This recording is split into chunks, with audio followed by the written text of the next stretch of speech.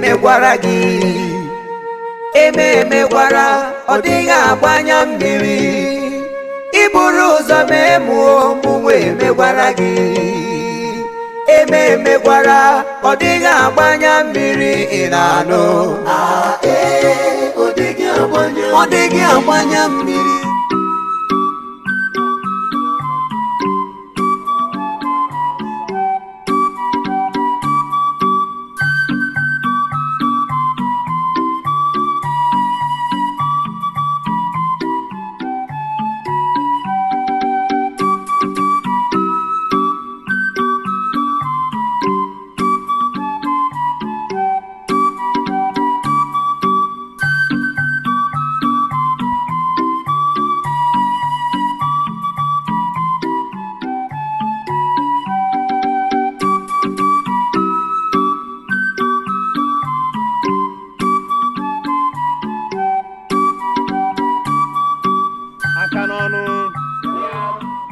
Absolute tranquille. Yes, sir. Absolute tranquille. Yes, sir. Absolute tranquille. Yes, sir. N'ụbọchị taa, anyị ga-akụzi ihe gbasara direct and indirect speech. Kedu onye n'ime unu ga-agwa anyị ihe direct speech pụtara?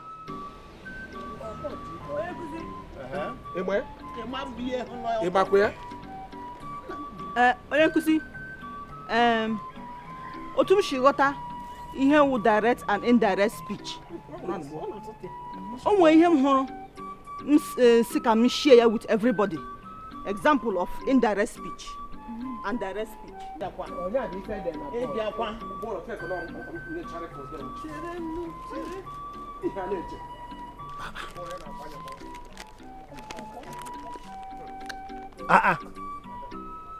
Kedu onye n'ime unu dere love letter? Sir, ọ Augusta.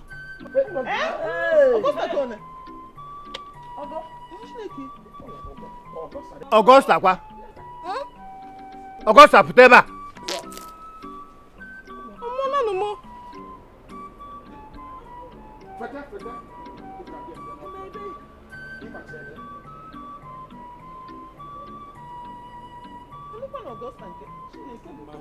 Augusta, ọ gị nwa dere love letter? Ọ bụ nwunye m dere leta a. Chere.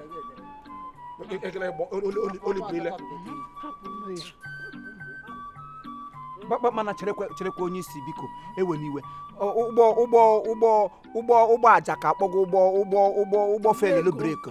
Ụgbọ uberibe. Leta edere gbasara gị. Ile ihe na-aga mgbe ụlọ gị ọ nọ na-ahụ gị nkọ. Nwatakịrị dere leta gị tụta ya atị gị direct speech gị were indirect funeral oration gị fere ka nwa aka ebe fepụta nga ime report. Onye nkuzi jụrụ ajụjụ masị ka nye example onwe ihe ọjọọ mere ugbu a. Onwe ihe ọjọọ mere.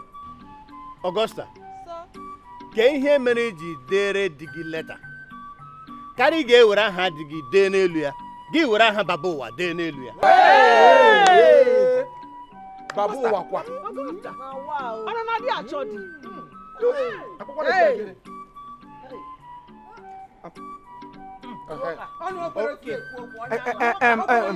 Onye isi ewe n'iwe leta ahụ ọ dị ka o degere ya mana ọ mechara gwa m chere ka okwu ọnụ. Chedala m ekwu ka. Chere ka okwu ọnụ.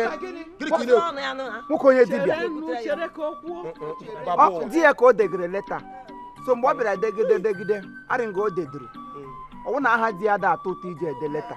Ịma na di ya wụ ọjị. Ada ọjị onye ọbụla kpọ ọjị na ọ na-aga hụje. Enwe otu ị ga-esi dee leta tige ya ọjị. Ya dị ka idehiri.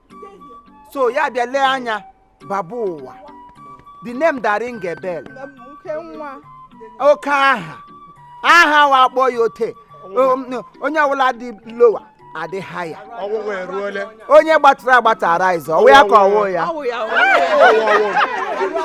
akwawe ya beautiful so ihe mere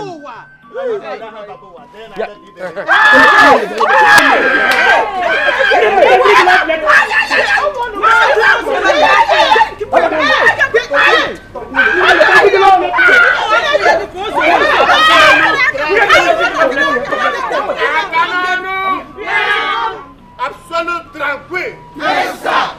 Absolute tranquille. Yes, sir. Absolute tranquille. Yes, sir.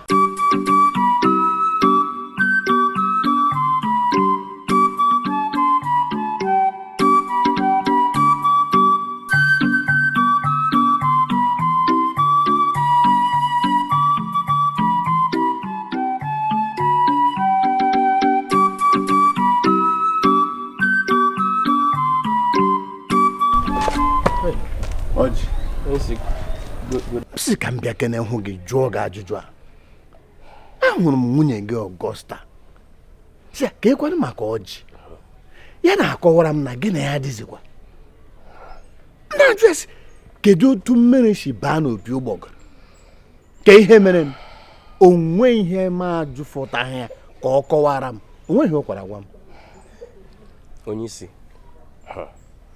otu isi kwa efe ya ka mụnwa si wee fe ya ọ nọkọtara bata be m bulie mgbomgbe si be m wee pụọ na ya dị anụzi kedu otu mmiri si baa n'opi ụgbọgụrụ kedu isiokwu butere nke a onye isi anọkọtara m nyawa na-asị m na enweghị ịfụnanya nwezi n'ebe m nọ na ọ bụzi baba ụwa bụzi onye ya fụrụ n'anya for that ya na-esi be m apụ ọkwụna ka mụnwa si wee fịa mụnwa m nwere idea na nwunye m enweghị idea maka na asị na nwunye m nwere idea ọ ga-adịrịrị di ya ọjị eshile n'ọnụ ekwu ihe ka ọjị ewekwuliwe dịka nwoke ka m jụkene gị o nwere ihe dị omimi nọ n'etiti mmadụ abụọ onye isi mma atụrụ gị asị mụnwa amaghị sọsọ Chineke bi n'eluigwe pụrụ ịkọwa mụnwa agaghị akọwa afọ amaghị m maka ya ọjị ahụ na m ihe na-agabiga dịka nwoke mgbe nwaanyị nọkọta si na be di ya pụọ mana were nkume tige n'obi ọ ga-adịcha na mma this is absolute tranquil it's absolute tranquil thank God na ịmakwa na ọwa solid tranquil ọ bụ ya gbagojuru m anya na nwaanyị ga-ahapụ ụdị ọsị agago this is absolute tranquil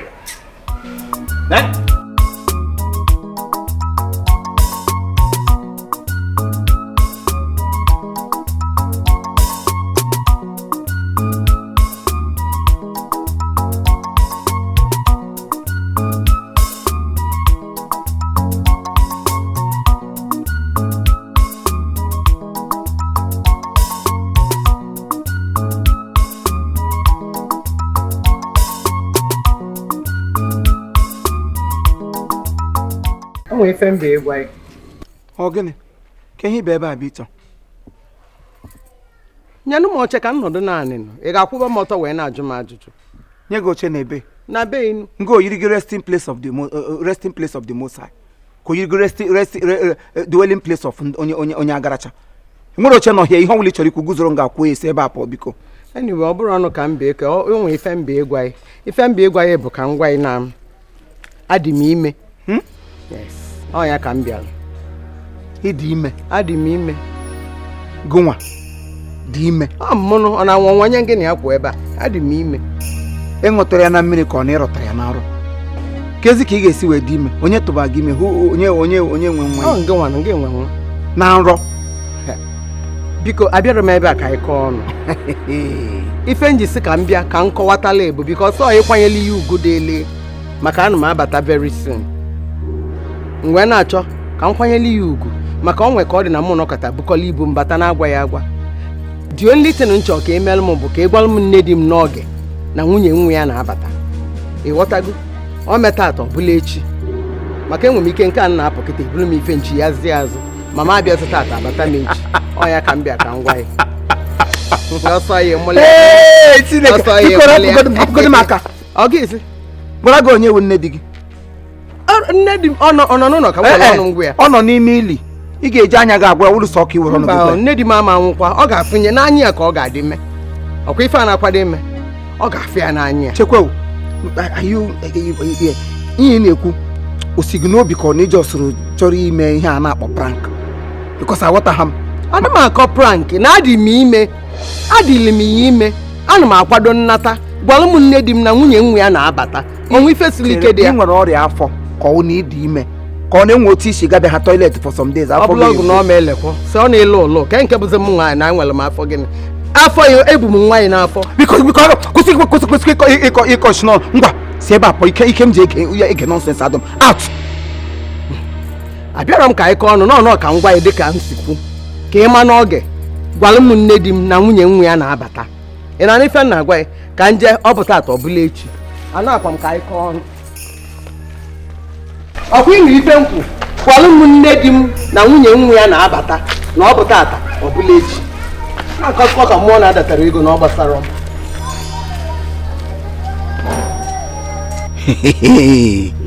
kekwa mmadụ nọ n'ụmụlọ ya ewu na-enyo Philomena dị ime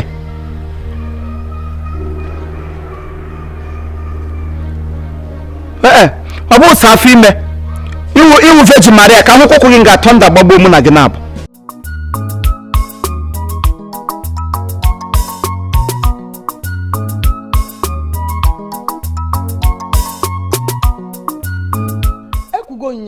I've said it. No way. Philomena, buru ihe ibu bịa naba. Nwa m agaghị alụ gị. Oh, come on, Mama. Onye? Come on, Mama. Babowa is no more a kid. Ọ bụrụzi nwatakịrị. You cannot speak for him. Ada ekwu ekwu. Rapia ka o bie ndụ ka nwoke ọ bụ. Nwoke ka ọ bụ. Allow him live his life, biko. Kedu ife bụ nke a? As far as I'm concerned, Philomena, iwugo agadi. You will not, and he will not accept you as his wife. Akwe man to ration in ime, but I'm ni roller menopause. It can be. It's never possible. Oh, here comes my darling.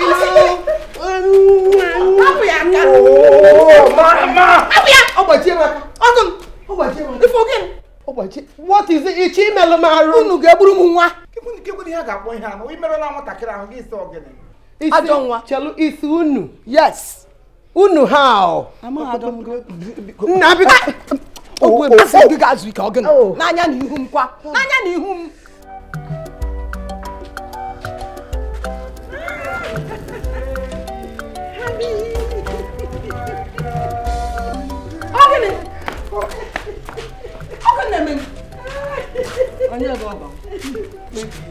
Happy yourself.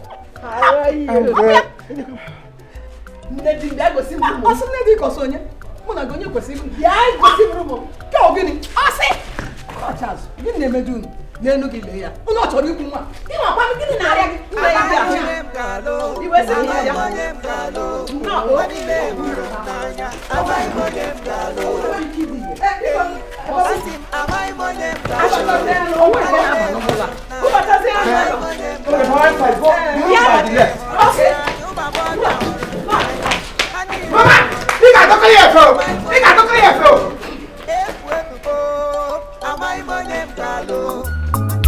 Ubego. Amakwea. Ego.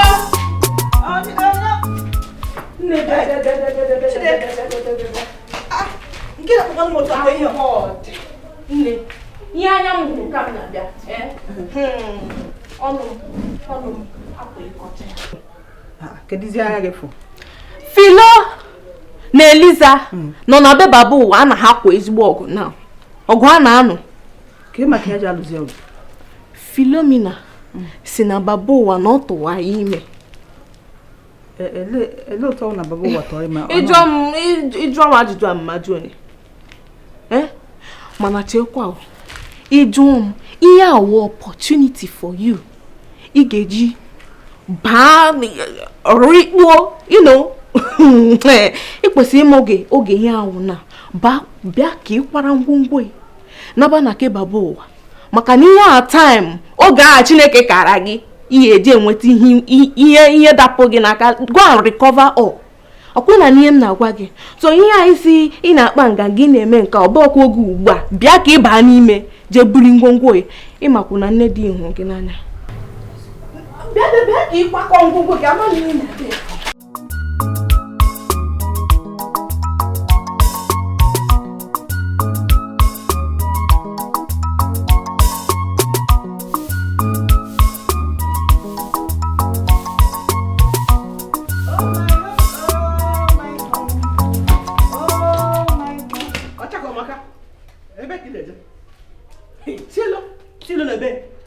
ị na-ajụ nke ndị isi security officer kwa ya oke m si ilo pụọla m ụzọ mmakwatụkwa gị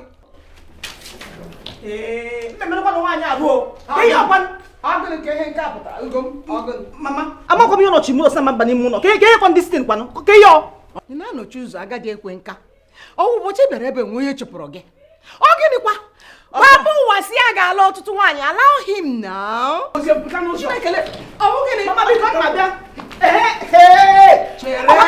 Mama chere ka njiri aka mburu ya ihe abụ ụlọ m.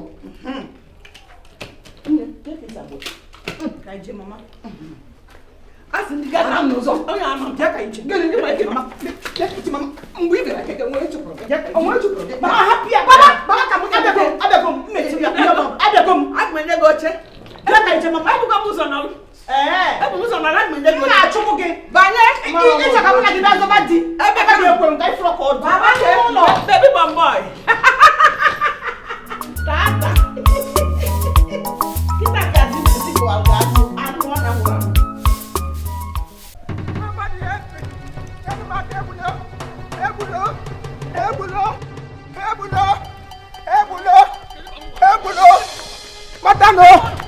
Matano!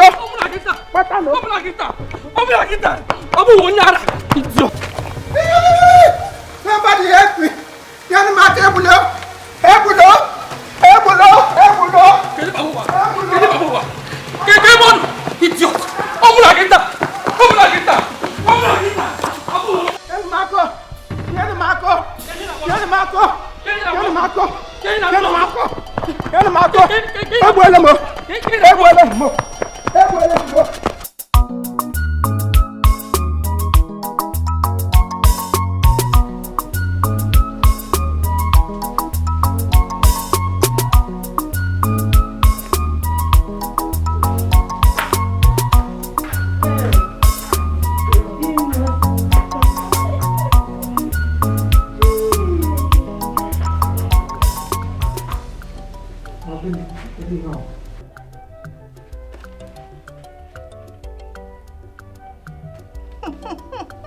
What nonsense again? Signature tune, no help ya.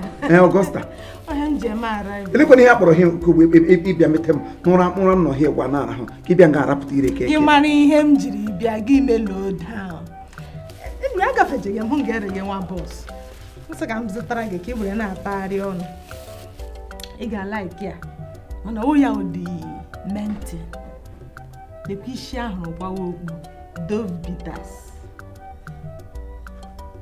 Obreli anya adaka brere ga go ala gi ho nwere ike ro chem kọwara nga ota ka m zora go dove bitters chem agwa gi ho na ro nna m le gi ngo kue dove bitters gi ngo ya ọrụ ejuru le biro ọkụ maka gịnị ihe ọ content na tanka ma honey o ye megigere nwa honey my ginger, yeah, ginger your spirit.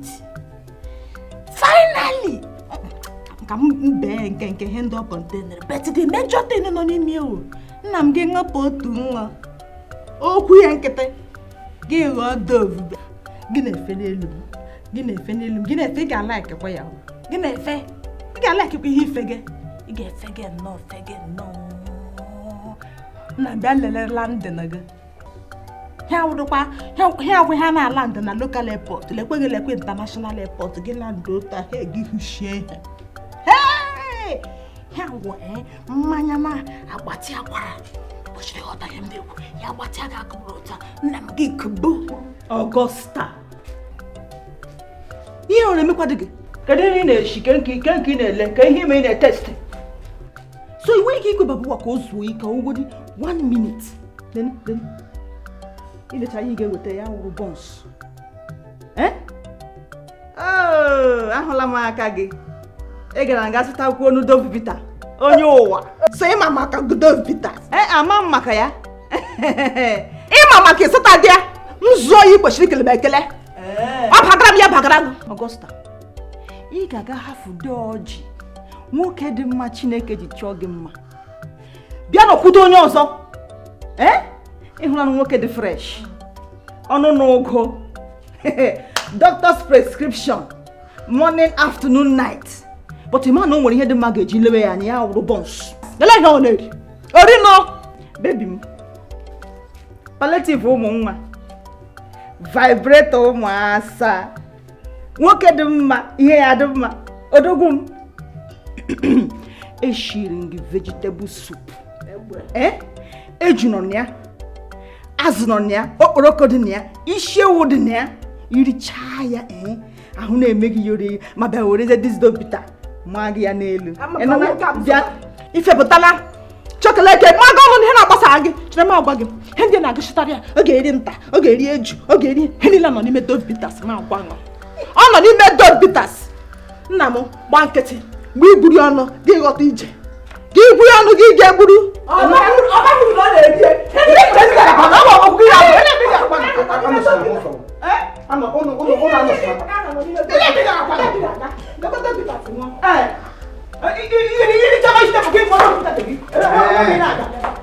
unu ga-emerụ ma hụ unu ga-emerụ ma hụ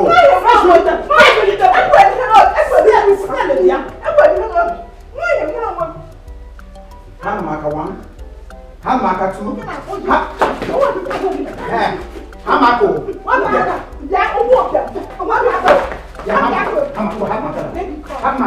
my love mamika agwụla m babu agwụla m ike. All right, thank you very much. This is Chief Imo and his crew. We beg all of you to keep subscribing to our channel, Chief Imo Comedy on YouTube. As you do that, God will bless you. God will bless you. Hip, hip, hip. Hooray!